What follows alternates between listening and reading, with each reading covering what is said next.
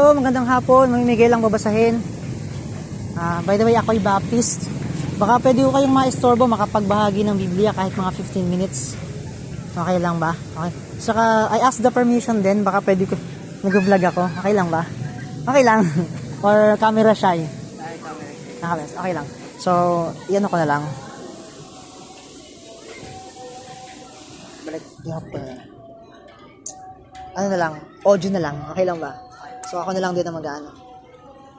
So, by the way, anong pangalan mo, kuya? Ha? Zin? Zaid. Oh, okay ah. So, ikaw naman si? Clyde. Ganda lang pangalan. Clyde? Clyde.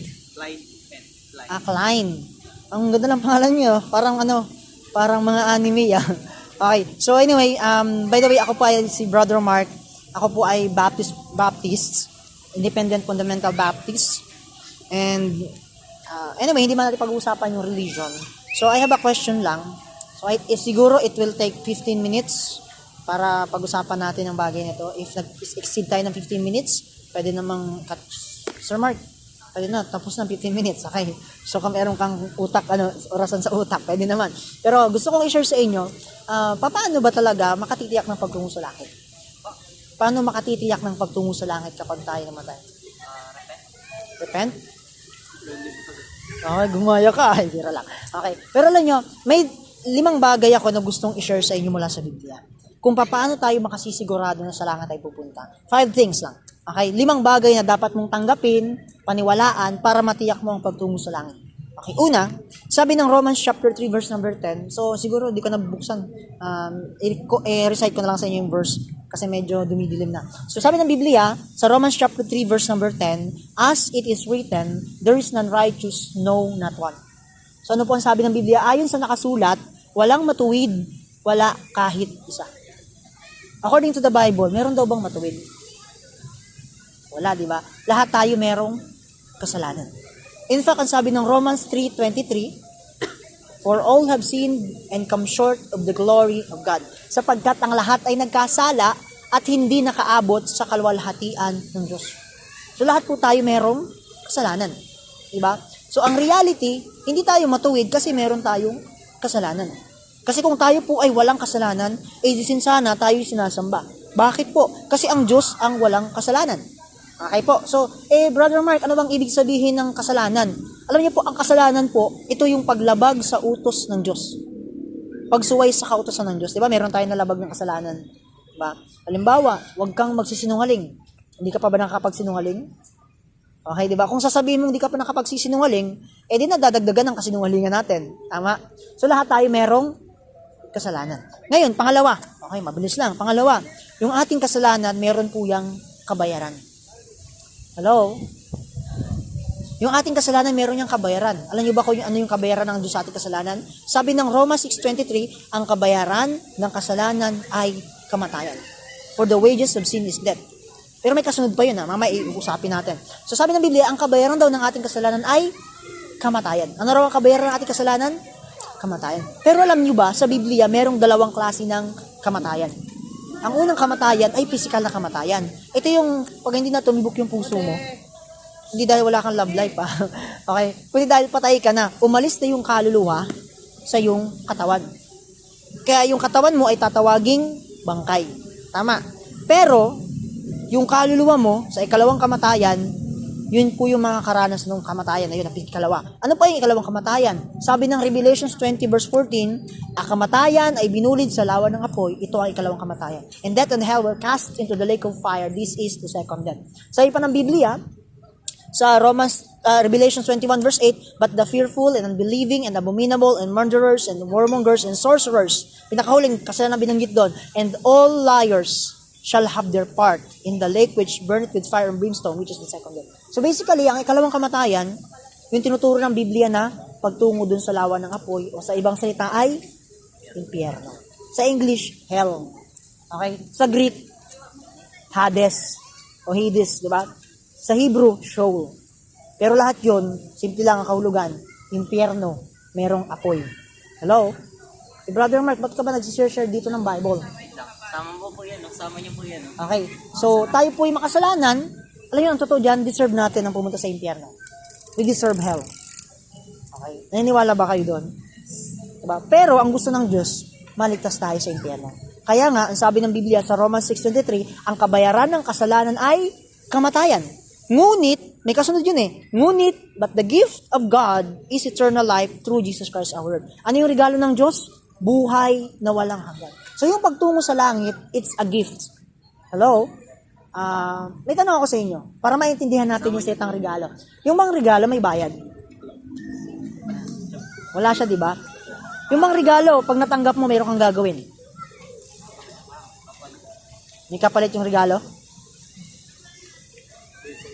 Pag may binigyan ako sa iyo, Zaid, alam mo, binigyan ka to ng regalo, pero kailangan mo munang umiti. Regalo ba yon?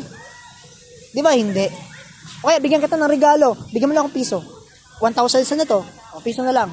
Regalo ba yon? Pag may ibinayad ka, may ipinalit ka, o kaya may ginawa ka, hindi siya regalo. Ang pagtungo sa langit ay regalo. Ang pagkakaroon ng buhay na walang hanggan sa langit ay regalo. Bakit regalo? Kasi sabi ng Romans chapter 5 verse number 8, but God commended His love toward us, in that while we were yet sinners, Christ died for us. Sabi ng Biblia, subalit ipinadama ng Diyos ang kanyang pag-ibig sa atin, nang tayo ay mga makasalanan pa. Si Kristo namatay para sa atin. Namatay si Jesus Christ para sa atin. Ipinako siya sa krus, nagdusa para sa ating kasalanan. Inilibing siya, pero maganda doon, after 3 days, siya ay muling nabuhay. Kaya ang pagtungo sa langit, regalo kasi meron ng nagbayad. Di ba ang regalo, bago matanggap, halimbawa, yung babasahin na yan, wala akong sisingil sa inyo. Alam nyo, kahit hindi kayo nakinig sa akin, hindi ko yung babawiin sa inyo, kasi gift yan. Di ba? Kahit hindi kayo nakinig. Pero, ngayon nakinig kayo, di naman tala kayong pagkakataon. Pero bago yan naparating sa kamay ninyo, may nag-effort yan para sa inyo. Halimbawa, yung bond paper, may bumili para sa inyo. Di ba? May nag-print, may nag-layout, may nag-package, tama? May nag-ship, may nagbayad sa shipping, may nagpunta dito, naggasolina, tapos inabot sa inyo para matanggap niyo yung regalong yan. Pero yung regalo na tutukoy dito, hindi lang ganyan. Yung buhay na walang hanggan sa langit. Paano mo matatanggap yung buhay na walang hanggan sa langit? Okay? Okay? Okay. Okay. Parang may nag-a-attend ka ng isang simbahan na, no? Okay. So by the way, ganito. Simple lang. Sabi ng John 3:16, for God so loved the world, that He gave His only begotten Son, that whosoever believeth in Him should not perish, but have everlasting life. Ano lang? Manampalataya ka lang. Hindi magsisi. Okay? Sabi mo kasi yung mag-repent. Okay. Kasi yung repentance sa Bible, linawin ko yung repentance sa Bible, dalawang klase. May repentance sa mga kasalanan, at may repentance sa hindi mo pagtitiwala kay Kristo. Okay? So, simple lang, para mapunta sa langit, you should put your faith in Jesus Christ. Okay? At pag nilagay mo yung pagtitiwala mo kay Jesus Christ, sasabihin ko sa iyo, sa langit ka pupunta. Bakit? Yun ang pangako ng Diyos. Anong sabi ng Biblia? Romans chapter 10 verse number 9, kung ipapahayag mo sa iyong bibig ang Panginoong Hesus, at magtitiwala ka sa iyong puso na siya ay binuhay ng Diyos mula sa mga patay, ikaw ay maliligtas. Simple lang, put your faith in Jesus Christ. Yung salitang repent, okay, linawin natin yung pagsisisi sa mga kasalanan, linawin natin. Alam niyo ba sa Jonah chapter 3 verse 10, sabi ng Biblia, and God saw their works. Ano yung nakita ng Diyos? Yung kanilang works, that they turn from their wicked ways.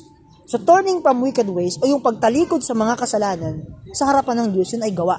Ang sabi ng Biblia, ang pagtungo sa langit ay hindi sa gawa. Ephesians 2:8 and 9, sapagkat sa biyaya kayo naligtas, hindi sa mga gawa, ito ay regalo ng Diyos. Okay, for by grace you are saved through faith, and that not of yourselves, it is the gift of God. So kung ang repentance sa mga kasalanan ay gawa, so hindi yun ang paraan ng pagtungo sa langit. Alam niyo kung paano magpunta sa langit? You should put your faith on Jesus Christ alone. Sa Kanya lamang. Ano ba yung magtiwala? Simple lang, magtiwala. Sa langit ka pupunta pag nagtiwala ka. Okay, last. Pag nagtiwala ka na kay Jesus Christ, hindi na mawawala yung kaligtasan mo. It is, you are saved forever, sigurado kang sa langit ka pupunta. Bakit? Kasi ang kabinigay sa iyo, regalo. Ang regalo, walang bawian. Ang regalo, hindi na kinukuha. Saka yung ibinigay sa iyo, walang hanggang buhay. Yung bang walang hanggang buhay, pwede pa bang mawala sa iyo?